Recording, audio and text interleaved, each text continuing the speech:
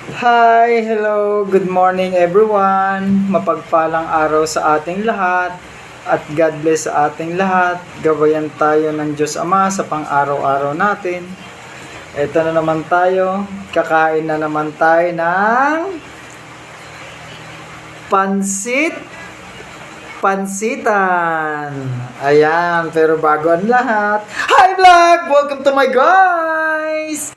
Ayan, kakain na naman tayo ulit ng pansit-pansitan para yung mga aragout natin dyan, mga arthritis, mawala, at saka mga rheumatic natin dyan. Yan, magtitimpla ulit tayo. Gumawa na naman ulit yung asawa ko ng honey vinegar with garlic. Para mas masarap yung kain natin, lalagyan natin siya ng black pepper powder. Yan. Napakasarap po siya at saka napakaganda, masustansya sa ating katawan. And then ang kinakain po natin is organic. Yan. No preservative. Hindi po ginamitan ng fertilizer. Yan lang po, lalagay lang natin siya.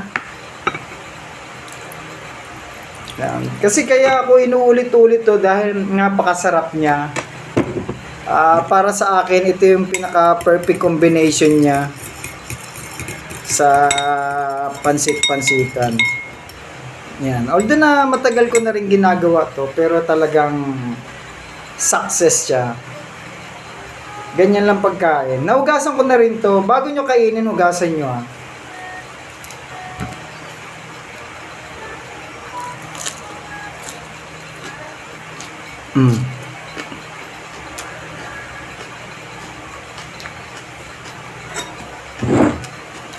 Sarap niya guys.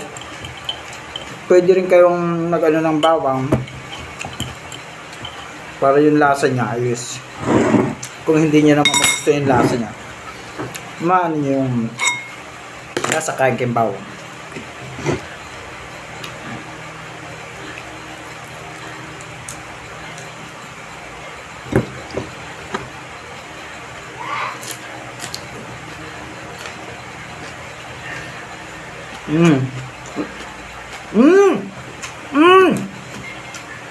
Ang sarap!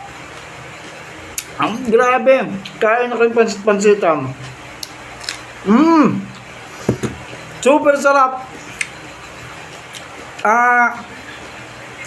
Wala akong masabi. Sarap talaga guys. Marami kinuha kong pansit-pansitan ngayon. Kasi nga, minsan may mga kilala tayo na binibigyan tayo ng pansit-pansitan. Siyempre, natutuwa rin naman sila na kumakain daw ako ng pansit-pansitan. And then ngayon kumakain na rin sila. Kaya kayo kumain na rin kayo.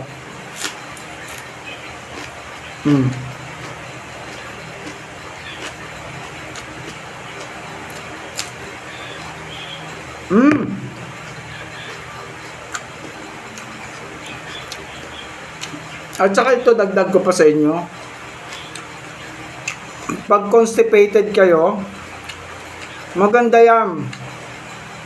Mga 3 days, 2 days, hindi kayo makapupo. Ito guys, 100% talagang ilalabas niyan, ide-detox niya yan. Lalambot pa niya yung pupo mo para hindi ka mahirapan. Maganda sa katawan. Medyo matured na rin tong pansit-pansit. Masarap pa rin man. Malaki na yung isang Pero yummy pa rin siya. Basta lagi nyong ugaliin na pagkakainin nyo is ugasan nyo muna. Kasi nga ito, tumutubo ito madalas sa matubig na lugar na medyo malamig. Hindi naman siya alagain, pero kailangan syempre bago natin ipasok sa katawan natin, linisin natin.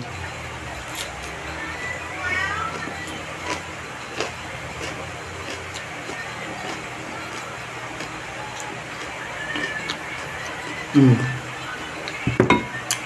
Kaya, sa inyo guys, magpansit-pansitan na rin kayo. Napakasarap. Promise. Kaya maraming salamat sa inyo. Ang God bless sa ating lahat. Huwag pong kalimutan i-like and then i-share po natin to, ang pagkain ng pansit-pansitan, para yung mga ibang kababayan rin natin sa sulok ng mundo is makita rin nila na nagkakabuti rin ng katawan nila. Maraming salamat po sa inyo lahat sa panonood sa aking vlog. Huwag kalimutan, meron akong Facebook page na Delta Sigma Pi Rendon Chapter. At saka and then i-follow nyo na rin yung Facebook ko na Arnel Rendon. Ang ano niya is Delta Sigma Pi. Maraming salamat po ulit sa ating lahat and God bless.